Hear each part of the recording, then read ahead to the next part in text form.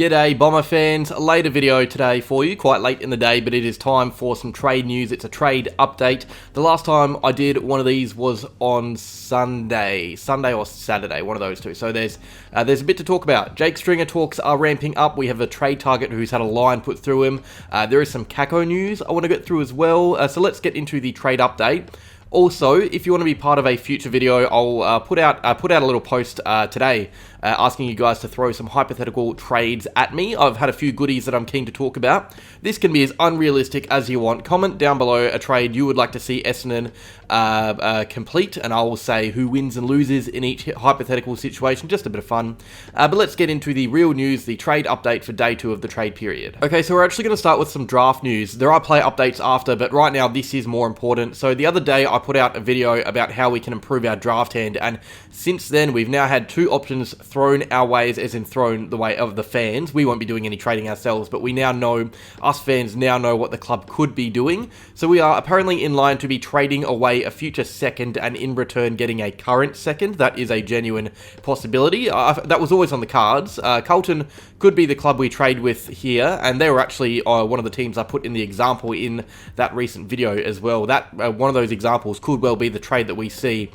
We would get pick 34, Carlton would get a future second. That is being talked about. Another thing we may be doing is trading away pick 9. Now that pick is at a very awkward range right now because it could well get eaten up if a club bids on Kako before it. That would be used as capital. That is the last thing we want. So there are now rumours that we trade pick 9 away, either to split them later down or even more up the order. Something I've seen once or twice is us trading pick 9 to a team like St Kilda or Melbourne, who both want stronger early draft hands and get a future first back in return. That can either be used to then move up the order with another team or for the trade period next year. Interesting situation regardless. St Kilda are apparently very keen on Kako, and it just so happens they have 2 picks in front of us in the draft that they can use to bid on Kako. Now, just to reiterate, we are getting Kako. That is genuinely certain in my eyes. I'd be incredibly surprised if for some random reason we do not end up with Kako on our list next season. I know it's a confusing system, and sometimes people in the media, and even myself in the case of the video the other day, sometimes we don't explain it properly and we add further uncertainty, but Kako will be at Essendon. What we should be worried about is pick 9 and not being able to use it before Kako, getting a player in before him, because it's such an awkward range.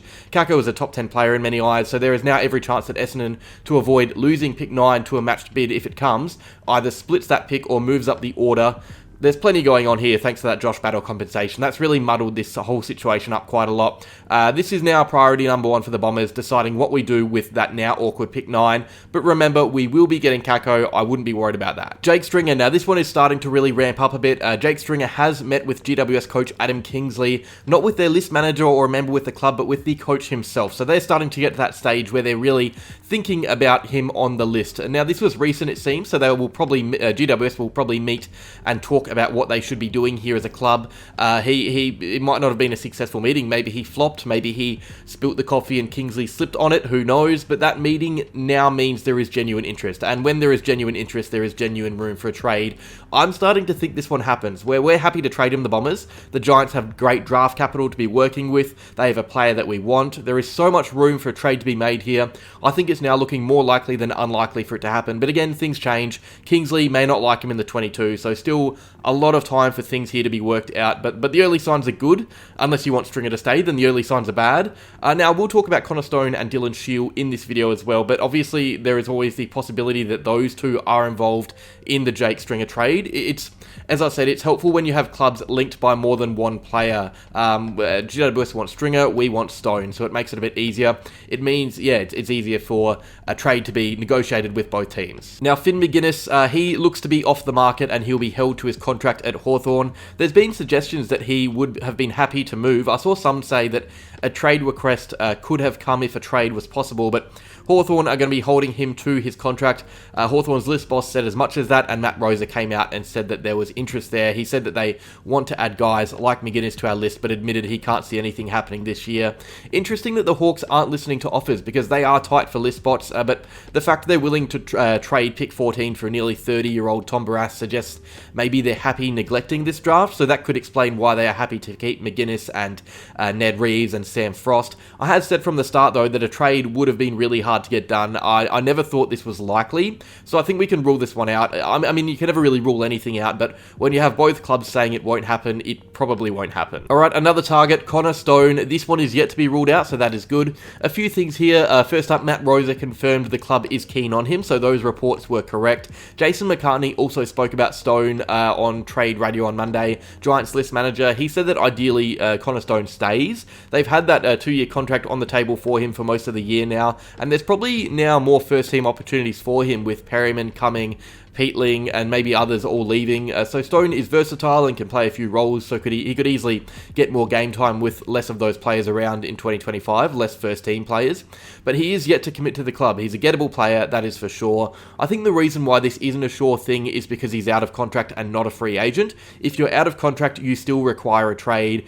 There is always the possibility of walking to the draft, but that almost never happens. You could include Stone in the Stringer trade, but then we get less draft capital back in return.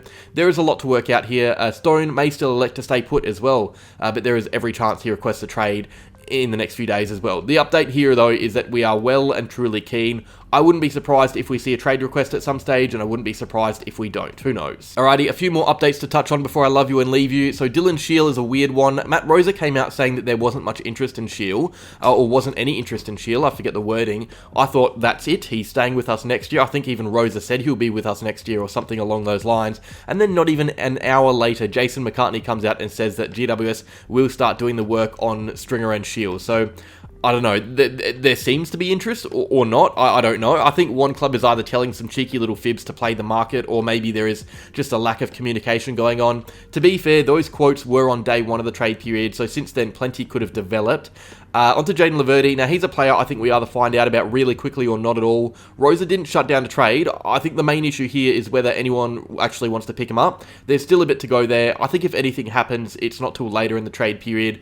Some others with uncertain futures are obviously Sam Wiedemann and Will Setterfield. Rosa admitted that these guys are pretty much in limbo, waiting to see what happens with incoming deals. They'll have to wait for their contracts after the trade period. Same with Jaden Davey. He's in the same boat, but I think it's much more likely that he exits the club.